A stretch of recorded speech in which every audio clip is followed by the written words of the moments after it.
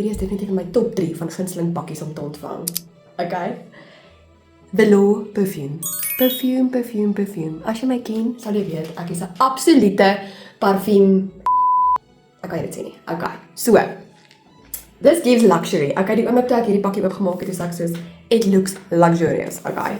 Kyk hierso. Kyk dit gou mooi. Daar's ewen 'n V. Kyk die charms. Kyk daar, dis absolutely beautiful. Okay, so 10 uit 10 vir presentation, okay? As jy hierdie pakkie ontvang, it looks luxury, it looks exactly what it should look. Okay, so let's smell this. Okay, ek is soos een van daai regte parfuum mense wat die rakke agter lê met al die parfuum. Maar ek verstaan hoekom hulle so excited is met al die rakke en die parfuum. Okay, kom ons ruik julle, kom ons ruik. Okay, ons wil net nie die strikkie rok spuit nie, want ons wil dit nie waste nie. Let's do. Waar is die beste plek om te toets? Soos hier. Okay.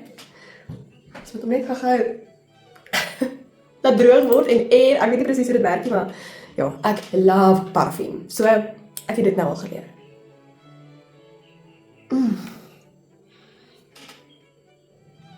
Ja, dit ruik lekker. Dit ruik so skoon linne.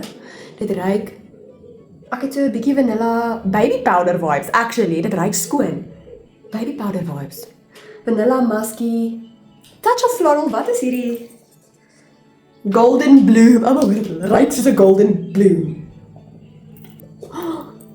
Julle, dit is lekker. Dit is lekker. Ek gaan nou sommer alles spuit. Okay. Very impressed, very happy.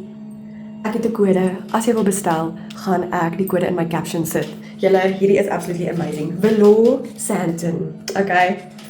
This makes you feel good. Hierdie is 'n feel good pakkie om te kry en die presentation is absolutely cool. Hierdie is so, ek wil nie eers hierdie botteltjie gebruik nie. Dit lyk so mooi. Dit lyk so flippend mooi. Baie dankie, Velour Santin. Bestel vir jou 'n bietjie golden bloom. Ek gaan vir julle al die details in die caption sit. Very impressed.